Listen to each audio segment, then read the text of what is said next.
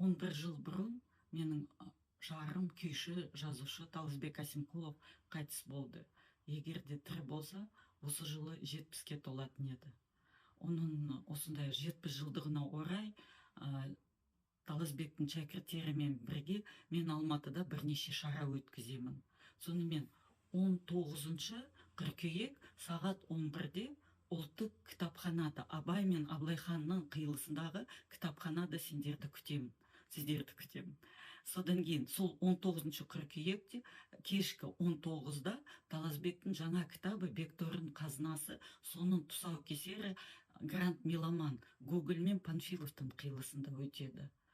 Содан кейін 23 қыркүйек сағат 4-тен бастап Маркова Тимирязевада, адресін төменде жазамын, Анас Бағдаттың күй театрының ішінде бізде үлкен бір шара өтеді. О жерде біз Талазбек сыйлығының қорытын шығарамыз.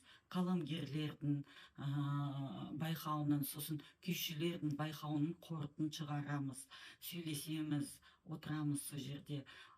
Үш шараның да есігі ашық. Келіңіз, кіру тегін, күтемін сіздерді.